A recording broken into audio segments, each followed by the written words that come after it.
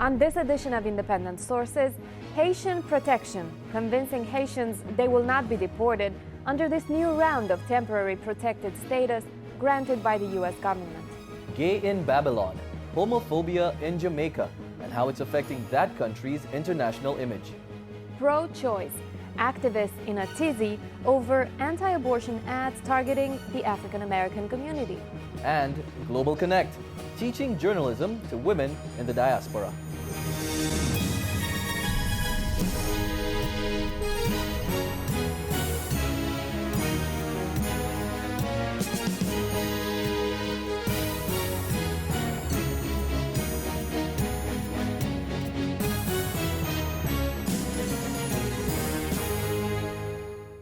Welcome to Independent Sources. I'm Zyphus Lebrun. And I'm Vianora Vinca.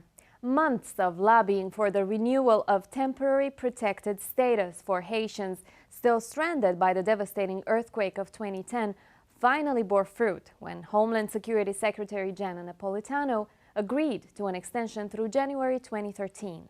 TPS is a designation given by the United States Citizenship and Immigration Services. It allows immigrants to remain in the U.S. if the USCIS deems that they cannot return to their country for a particular reason. With this victory behind them, Haitian activists must now convince their countrymen this is not a ruse to entrap those who are here illegally. I sat down with Ronald Aubourg to talk about this issue. Ronald, how did activists manage to expand the TPS to people who came after the quake when initially there was a lot of resistance to it, including from Homeland Security Secretary Gianna Napolitano? There are two reasons.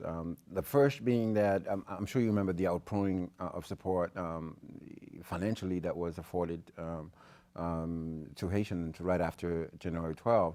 But also there was a humanitarian angle to this support, and this is what allowed us to kind of collaborate and fuse with other organizations, Spanish and African American organizations and Caribbean organizations, to show up support for this redesignation for TPS. And in so doing, that gives the Obama administration and the Secretary of State the leverage, the flexibility to redesignate TPS for Haitians. So it was both the political capital that the Obama administration had and the collaborative efforts of many organizations such as National Council of La Raza, who really supported this effort.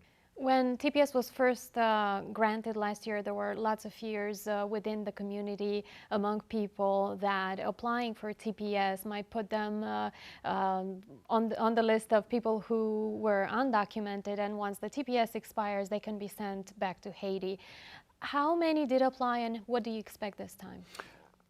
There was not much, actually. According to the projection that was done, it was way short of what the administration was expecting. However, I think this time around, given that they have extended it until January 2013, a lot of people are willing to take the chance. Given that the fear was primarily that, based on their experience with the United States government, and they thought that, and prior to that, I'm sure you remember that the atmosphere, the environment for immigrant was not really possible.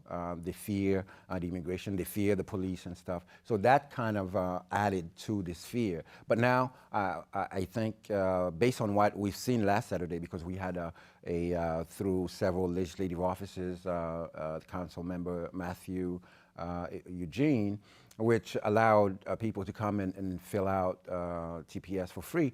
So we had in excess of 400 people that Saturday from 9 until probably 5 o'clock. So most of them were new applicants who were qualified for TPS during the first round and now wants to apply. So I think that through these outreach efforts by community-based organizations, we can actually bring in the numbers up and convincing people that this is not going to happen, in this political climate, that their data or their information will be shared and ultimately will be sent back once the TPS is over.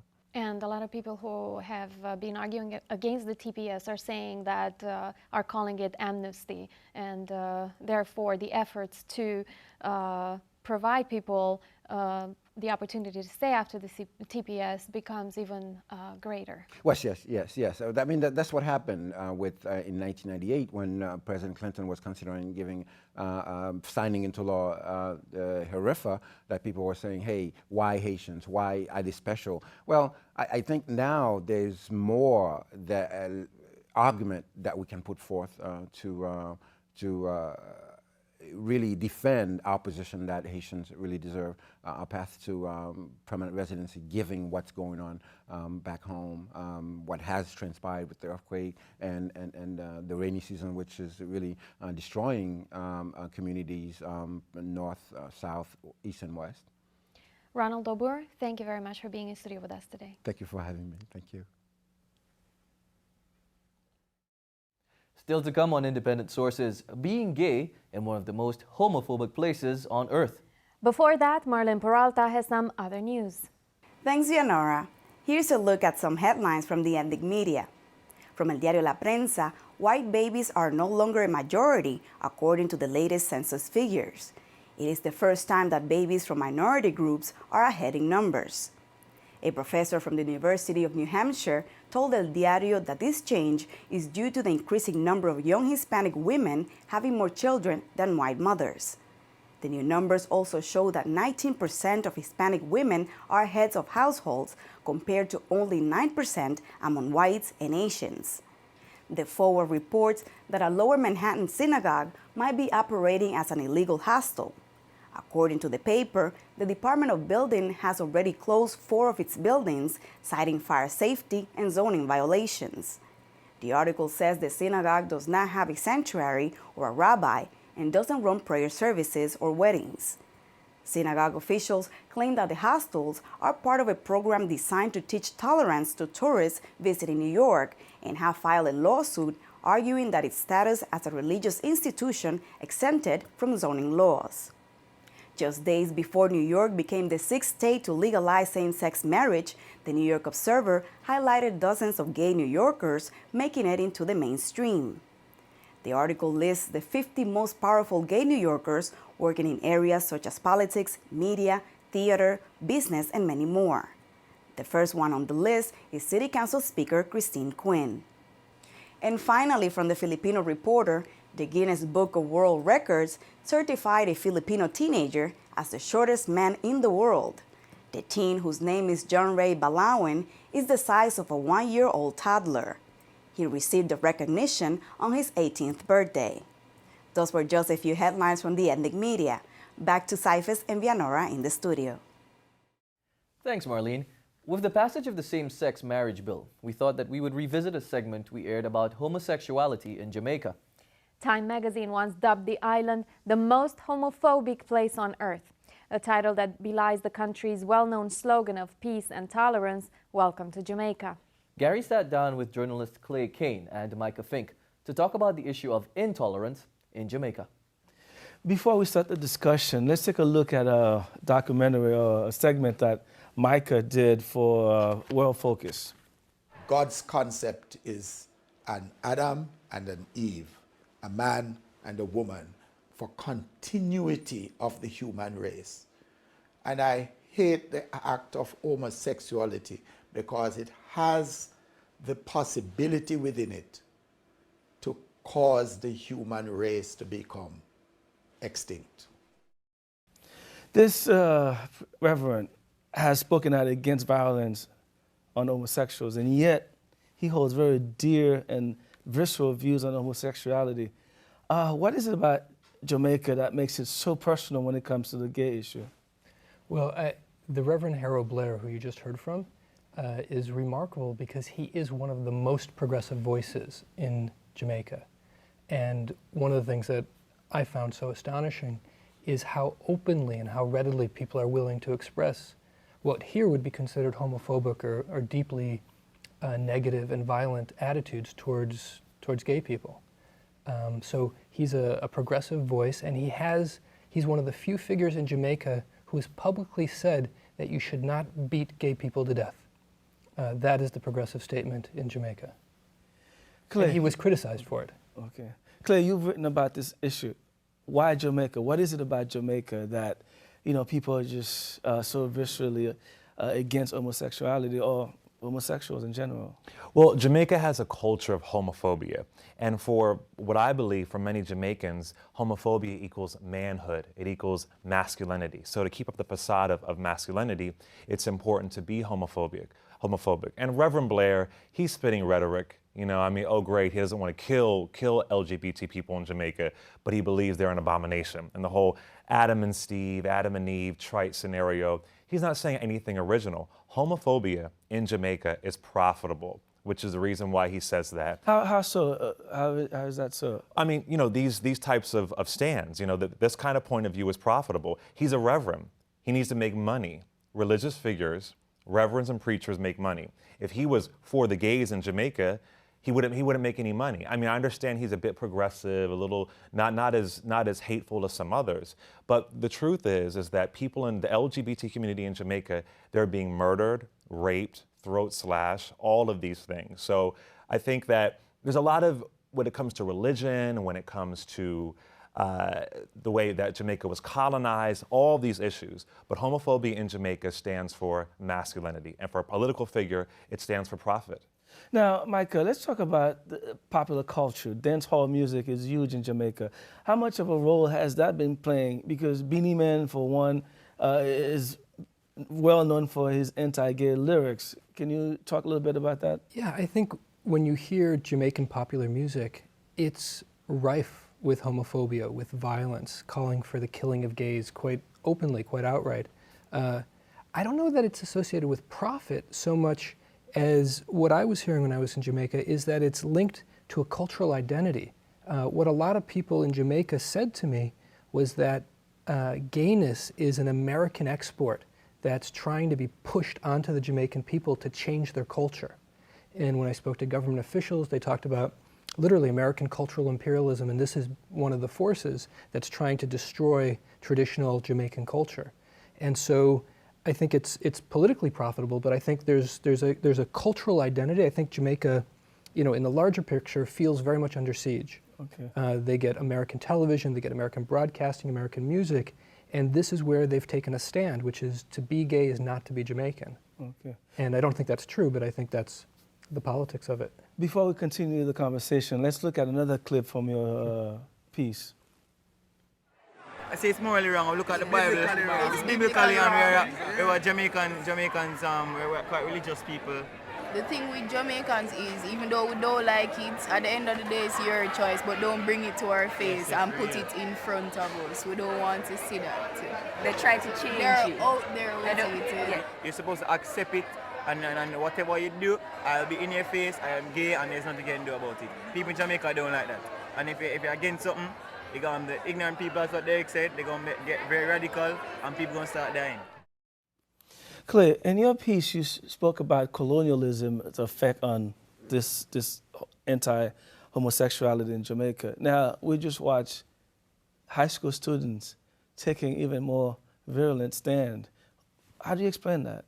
Well, that's a perfect example of the effects of being colonized. I mean, some of the laws that Jamaica holds on to that's anti-gay, those are laws from the Brits. Those such as? I mean, such as sodomy laws. I mean, those are all laws those aren't laws that Jamaicans, inherently came up with themselves. Again, this is rhetoric. These are what these kids are taught. Nobody is born homophobic or racist or sexist. They're taught that it's wrong. Just like a lot of Americans are taught that it's wrong. I don't think everyone in Jamaica is homophobic. I know straight people who are from Jamaica, and they're mortified at the homophobia. I interviewed the reggae artist Sean Paul a few years back, and he even said, this type of hate music is hurting reggae music. And that's why I do stand by it is profitable, because Beanie Man and Buju Banton, all these people, having those popular songs that rally, kill the gays, all these types of things, they're making money off of this. So while it's a cultural identity, because it works in the fabric of Jamaican culture, that's why people can profit from it. But the kids right there, they're kids. These are kids just saying what they've been told is the right thing to say. There could be a future gay or lesbian person right there in that group. You know, wherever I've seen extremely oppressed people is where you have a vibrant subculture. And there are plenty of gay people in Jamaica. Well, Micah, let's talk about the money aspect of it. I mean, Jamaica is a huge tourist destination, and it sells itself internationally, one nation, but among many. And it really promotes its multiculturalism, unlike many other places in the Caribbean. And so how is this issue of homophobia affecting Jamaica's image internationally? Well, I think Jamaica has a real image problem. I think Time magazine called it perhaps the most homophobic country in the world. A lot of other people have echoed that sentiment. Reports of violence in Jamaica are extreme.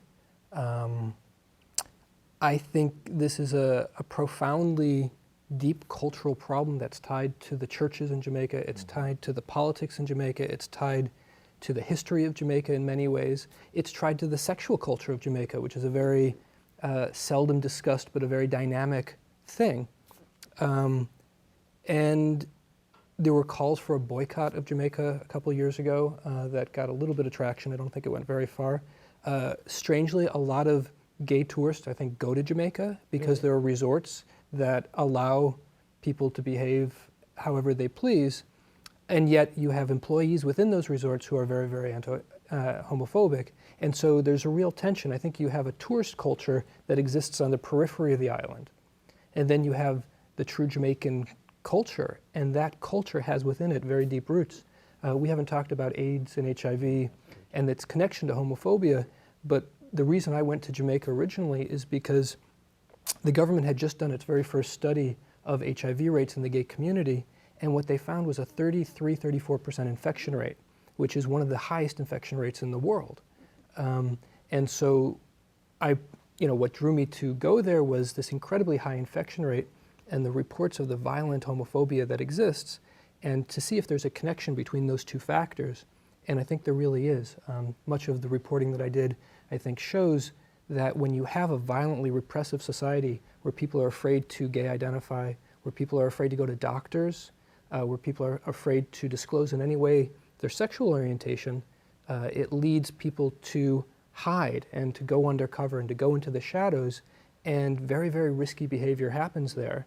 And then for people who are infected, there's no treatment, there's no public outreach. I had the director of the public health program there say that politically they could never target the gay community for educational campaigns because it was simply unacceptable politically.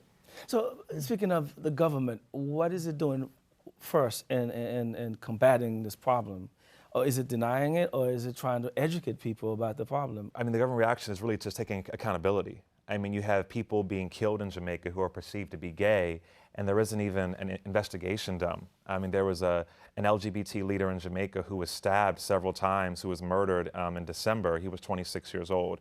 I mean, the thing is that considering all the issues in Jamaica, the poverty rate, the massive drug trade, the corruption in the government, the last thing anybody in Jamaica should worry about are gay people. LGBT people have nothing to do with the massive issues going on in Jamaica. And Prime Minister Golding, he's using it as a scapegoat. I mean, he said a few years back, if there was somebody, who was gay in my cabinet, I would fire them. I mean, it's a scapegoat for the real issues. I met plenty of gay folks when I was in Jamaica, and I can recall I said to one, why don't you leave? Why don't you go to the States? Well, why don't you go to Europe? And he said, I don't want to have to go somewhere else to be gay. This is my island. I love my island. I should be able to be here. Unfortunately, we have to leave the conversation here. Clay Kane, Micah, Fink, thanks for joining us. Thank you. When we come back, a series of controversial ads in 3 states spur pro-choice activists to action.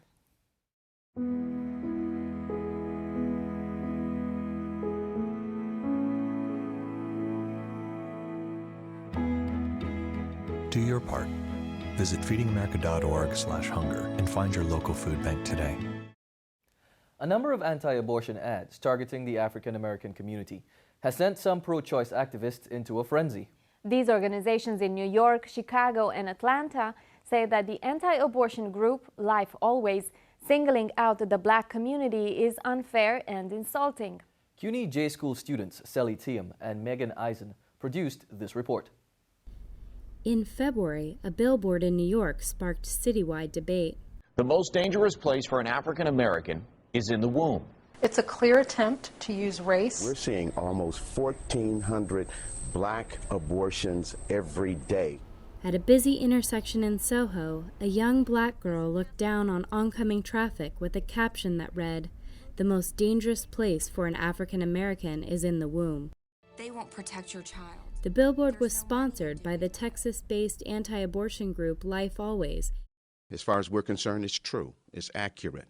The statistics bears it out. City Health Department figures from 2009 show that almost half of abortions in New York are among black women, and a 2007 Center for Disease Control report estimated black women account for more than a third of all U.S. abortions. I think we've gone too far with abortion and the abortion rate in our community. While some religious and community groups are calling the abortion rates a genocide, many New Yorkers were offended by the billboard's targeting of black women. It does look like it is only that we're the only population where abortion takes place. As a black man defending a black woman, I believe that it's very racist. It's a stereotype. Citing possible harassment of workers at the restaurant below the billboard, it was removed in less than a week. But New York isn't the first place the Life Always billboards have gone up. Dozens of signs reading "Black children are an endangered species" were met by strong opposition in Atlanta last year. One organization that led demonstrations in Atlanta was Sister Song, a national reproductive justice network. Founder Loretta Ross says anti-abortion campaigns like the one spearheaded by Life Always are influencing laws around the country. Arizona just became the first state to pass a bill banning abortions because of the race or sex of the fetus. Abortion. So it started with the publicity campaign, it's ended up with legislation. A bill that could have made performing some abortions punishable by death was defeated in Georgia this year, and Ross says the Life Always message has galvanized activists around the issue. They have pissed off a whole lot of black women. Let me control my body. We did not control for When they brought those billboards to our communities and totally ignored the real issues of our communities while trying to cynically use our bodies for their political gains, it really got our attention. Public reaction in Atlanta and New York did not stop the anti-choice group from taking its message on the road. In March, a new set of billboards appeared in an abandoned lot in a predominantly black and low-income neighborhood on the south side of Chicago. This time with an image of President Obama and the caption, "Every 21 minutes, our next possible leader is aborted." Because they placed them in this place that they did on 58th and State Street, and if you were in Chicago and you rode around, you could see the devastation of this neighborhood. You could see that it is virtually dissipated. It's nothing there. Lakeisha Gray-Sewell lives in the neighborhood and went to protest the unveiling of the billboards at a press conference in the lot. She took this video and can be heard screaming in the background. Ain't even stopped to talk to the brothers less than 5 blocks away, but you over here trying to berate black women in their wombs. I felt like you were coming into my home basically and disrespecting and disregarding me and just totally calling me out on something that you weren't going to stick around for afterwards. Unlike other cities, the billboards have stayed up in Chicago. None of our political leaders are really taking a stance and saying, you know what, we're not going to have this. You need to take this down. Nicole Goss works with the Chicago Abortion Fund, an organization that provides grants for low-income women to receive abortions. She and other community members decided to clean up the lot where the billboards were placed and pass out information to people in the neighborhood.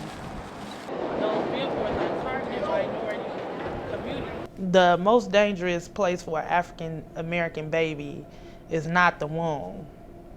It's the neighborhood that they're growing up in, where they don't have the resources that they need in their schools. They don't have access to the necessities to become a productive human being in society. We have to be there to say we'll stand vigilant over this board that we know you plan on using. we'll make sure that these vacant lots are full of life that will ridicule anything you try to put up. This is what we have to do. With Atlanta, New York, and Chicago under their belts, Life Always has billboards planned for 10 more cities. Activists are already preparing to protest. That was CUNY Journalism School producer Megan Eisen. And finally from us tonight, Women's E! News and the Global Press Institute have made it their mission to help strengthen the way journalists report on women's issues. The partner organizations recently held a one-day training session in Manhattan for 25 women who represent the global diaspora. The session was devoted to teaching the group how to combine traditional reporting with web technology. Abby Shola has the story. That was really, really nice. Who else wants to share theirs? All right, go for it. Gender justice is the area of focus for the day among this group of budding reporters. Gender is a huge topic within the school system, within the academic environment especially. I think it's because it's affecting our culture so much. It's kind of intruding and it's making us feel uncomfortable, but that's good, that discomfort, because it's going to ruffle feathers and cause change. Causing change is exactly what representatives from Women's E! News and the Global Press Institute have in mind. The partner organizations recently hosted a training class called Global Connect. For the first time, they taught up to 25 journalists how to better report on gender justice issues using internet technology. Gender justice reporting is old-fashioned journalism, but with a focus on women's issues. Gender justice is what we see in all of our lives, whether it's in our churches, whether it's in how our government treats us fairly. Do we get the same amount in our Social Security checks? In our schools, in our workplace, it's around us. What we've done is selected women from the diaspora community around New York City and offering them a really similar training program that we offer to women in the developing world. The program includes interviewing and writing drills and discussions on ethics and how to use the best possible sources for their stories. Members of Google's volunteer arm, Google Serve, came to show participants how to use various applications like Google Docs, Google Voice, and Google News. And I think what that can help to do is just make you more connected connected with the world and connected with other people, and know how to get the information out there faster and how to connect to other people who may be also getting the information out there. The class represented the African American community, Afghanistan, Africa, India, and other groups. Each participant had to submit an essay on how gender justice issues impact their individual communities. As the essays that they submitted indicated, many of the women living in the diaspora in New York City live very isolated lives in their communities. And over again in the essays, we saw the same issues, but they thought it was particular to their community, whether it was domestic violence or lack of financial sophistication. I like making the connections with what's happening in India because my parents were Indian immigrants who settled in the UK. And I think there is a lot of relevancy to diaspora communities and what's going on in the countries of our origin. Being able to interact with so many different women who are working on different topics of gender issues and social justice is going to come with me and follow me to other places wherever I may work. It'll influence what I do. Excellent. Very, very good. Global Press Institute is hoping to have the same effect on others. They're planning similar training in several other states, including Chicago, Portland, and San Francisco. For Independent Sources, Abby Ashola. That's our show this week. We hope that you've enjoyed another season of Independent Sources. We'll return in the fall with more episodes from the city's rich and growing ethnic and immigrant communities. We hope to see you then, and please keep up with us and let us know what you think on Facebook. Till next time, be independent-minded.